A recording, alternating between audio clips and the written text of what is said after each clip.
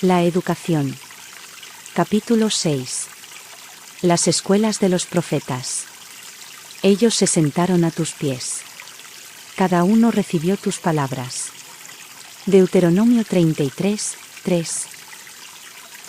Donde quiera se llevaba a cabo en Israel el plan educativo de Dios, se veía, por sus resultados, que Él era su autor. Sin embargo, en muchas casas, la educación indicada por el cielo, y los caracteres desarrollados por ella, eran igualmente raros. Se llevaba a cabo parcial e imperfectamente el plan de Dios. A causa de la incredulidad y el descuido de las instrucciones dadas por el Señor, los israelitas se rodearon de tentaciones que pocos tenían el poder de resistir.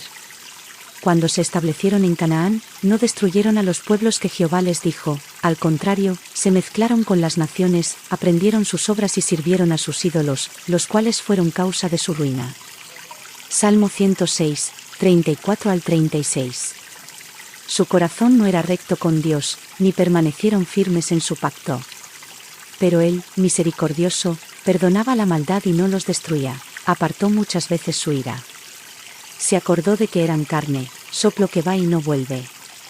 Salmo 78, 37 al 39. Los padres y las madres israelitas llegaron a ser indiferentes a su obligación hacia Dios y sus hijos. A causa de la infidelidad observada en el hogar, y las influencias idólatras del exterior, muchos jóvenes hebreos recibieron una educación que difería grandemente de la que Dios había ideado para ellos, y siguieron los caminos de los paganos. A fin de contrarrestar este creciente mal, Dios proveyó otros instrumentos que ayudaran a los padres en la obra de la educación. Desde los tiempos más remotos se había considerado a los profetas como maestros divinamente designados. El profeta era, en el sentido más elevado, una persona que hablaba por inspiración directa, y comunicaba al pueblo los mensajes que recibía de Dios. Pero también se daba este nombre a los que, aunque no eran tan directamente inspirados, eran llamados por Dios a instruir al pueblo en las obras y los caminos de Dios. Para preparar esa clase de maestros, Samuel fundó, de acuerdo con la instrucción del Señor, las escuelas de los profetas. Estas escuelas tenían por objetivo servir como barrera contra la corrupción que se propagaba por todas partes, atender al bienestar mental y espiritual de la juventud, y estimular la prosperidad de la nación, proveyéndola de hombres preparados para actuar en el temor de Dios, como directores y consejeros. Con este propósito, Samuel reunió grupos de jóvenes piadosos, inteligentes y estudiosos, que recibieron el nombre de hijos de los profetas. A medida que estudiaban la palabra y las obras de Dios, su poder vivificador activaba las energías de la mente y el alma, y los alumnos recibían sabiduría de lo alto. Los maestros no solo eran versados en la verdad divina, sino que habían gozado de la comunión con Dios, y habían recibido el don especial de su espíritu.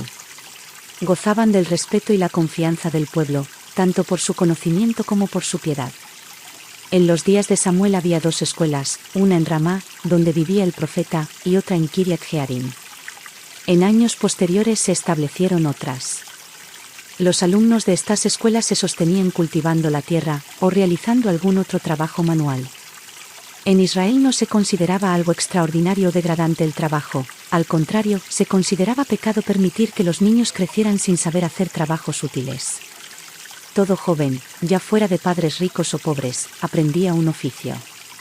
Aunque debía educarse para desempeñar un oficio sagrado, se consideraba que el conocimiento de la vida práctica era un requisito esencial para prestar la mayor utilidad posible.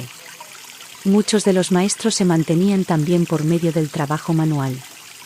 Tanto en la escuela como en el hogar, mucha de la enseñanza era oral, pero los jóvenes aprendían también a leer los escritos hebreos, y se ofrecían a su estudio los pergaminos de las escrituras del Antiguo Testamento. En esas escuelas, los principales temas de estudio eran la ley de Dios, con las instrucciones dadas a Moisés, la historia y la música sagradas, y la poesía. En los relatos de la historia sagrada, se rastreaban las pisadas de Jehová. Se hacían notar las grandes verdades presentadas por medio de símbolos en el servicio del santuario, y la fe abarcaba el objeto central de todo el sistema, el Cordero de Dios, que había de quitar el pecado del mundo. Se fomentaba el espíritu de devoción y no solo se enseñaba a los alumnos que debían orar, sino la forma de hacerlo, de acercarse al Creador, de ejercitar la fe en Él, y de comprender y obedecer las enseñanzas de su espíritu. El intelecto santificado sacaba del tesoro de Dios cosas nuevas y viejas, y el Espíritu de Dios se manifestaba en la profecía y el canto sagrado. Estas escuelas llegaron a ser uno de los medios más eficaces para estimular la justicia que engrandece a la nación.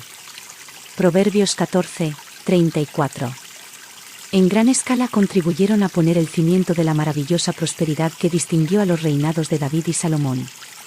Los principios enseñados en las escuelas de los profetas eran los mismos que modelaron el carácter y la vida de David. La palabra de Dios fue su maestro. De tus mandamientos, dijo él, he adquirido inteligencia. Mi corazón incliné a cumplir tus estatutos. Salmos 119, 104 y 112. Eso indujo a Dios a decir de David, cuando lo llamó para ocupar el trono, que era varón conforme a mi corazón. Hechos 13, 22. En los primeros tiempos de la vida de Salomón se ven también los resultados del método educativo de Dios. Este rey tomó en su juventud la misma decisión que David. Antes que cualquier bien terrenal, pidió a Dios un corazón sabio y entendido. Y el Señor no solo le dio lo que le pedía, sino lo que no había pedido, riquezas y honores. El poder de su inteligencia, la amplitud de su conocimiento y la gloria de su reinado se hicieron famosos en todo el mundo. Durante los reinados de David y Salomón, Israel llegó al apogeo de su grandeza. Se cumplió la promesa dada a Abraham y repetida por medio de Moisés, porque si guardáis cuidadosamente todos estos mandamientos que yo os prescribo para que los cumpláis, y si amáis a Jehová, vuestro Dios, andando en todos sus caminos y siguiéndolo a él, Jehová también echará de vuestra presencia a todas estas naciones, y desposeeréis a naciones grandes y más poderosas que vosotros.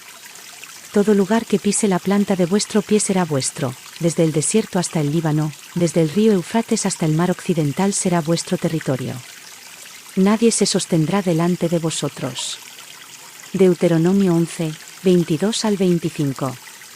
Pero en medio de la prosperidad acechaba el peligro. El pecado de los últimos años de David, aunque él se arrepintió sinceramente, y fue duramente castigado, impulsó al pueblo a transgredir los mandamientos de Dios. Y la vida de Salomón, después de una mañana tan promisoria, fue oscurecida por la apostasía. El deseo de obtener poder político y engrandecimiento propio lo indujo a aliarse con naciones paganas. Procuró la plata de Tarsis y el oro de Ofir a costa del sacrificio de la integridad y la traición de los sagrados principios de Dios. La asociación con idólatras y el casamiento con mujeres paganas corrompieron su fe. De ese modo fueron derribadas las barreras que Dios había levantado para seguridad de su pueblo, y Salomón se entregó al culto de los dioses falsos. En la cima del Monte de los Olivos, frente al templo de Jehová, se erigieron imágenes y altares gigantescos para rendir culto a deidades paganas. Al abandonar su fidelidad a Dios, Salomón perdió el dominio propio. Su delicada sensibilidad se adormeció. Se desvaneció el espíritu concienzudo y considerado que caracterizó el principio de su reinado. Los frutos del orgullo, la ambición, la prodigalidad y el sensualismo, fueron la crueldad y la extorsión. El gobernante justo, compasivo, temeroso de Dios, se convirtió en tirano y opresor. El que en ocasión de la dedicación del templo había orado a Dios para que su pueblo le entregara sin reservas el corazón, se transformó en su seductor. Salomón se deshonró a sí mismo, deshonró a Israel y deshonró a Dios. La nación de la cual él había sido el orgullo, siguió sus pasos. Aunque más tarde se arrepintió, su arrepentimiento no impidió que diera fruto el mal que había sembrado. La disciplina y la educación que Dios había señalado a Israel, tendían a diferenciarlos, en todos los aspectos de la vida, de los demás pueblos. No aceptó gustoso esa peculiaridad que debió haber considerado privilegio y bendición especiales. Trató de cambiar la sencillez y el dominio propio, esenciales para un desarrollo más elevado, por la pompa y el sensualismo de las naciones paganas. Su ambición era ser, como todas las naciones. Primera de Samuel 8, 5. Desecharon el plan de educación de Dios, y no reconocieron su autoridad. La caída de Israel empezó con el rechazo de los caminos de Dios para adoptar los caminos de los hombres. Así siguió hasta que el pueblo judío fue presa de las mismas naciones cuyas costumbres había adoptado. Como nación, los israelitas no recibieron los beneficios que Dios deseaba darles. No apreciaron su propósito ni cooperaron en su realización.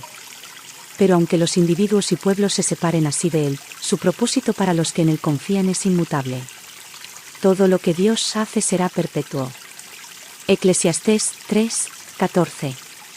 Si bien es cierto que hay diferentes grados de desarrollo y diferentes manifestaciones de su poder para suplir las necesidades humanas en los diferentes siglos, la obra de Dios, en todos los tiempos, es la misma. El Maestro es el mismo. El carácter de Dios y su plan son los mismos, en el cual no hay mudanza, ni sombra de variación. Santiago 1, 17. La experiencia de Israel ha sido registrada para nuestra instrucción. Y estas cosas les acontecieron como ejemplo, y están escritas para amonestarnos a nosotros, a quienes han alcanzado los fines de los siglos. Primera de Corintios 10, 11. En lo que respecta a nosotros, lo mismo que al Israel de antaño, el éxito de la educación depende de la fidelidad con que se lleva a cabo el plan del Creador.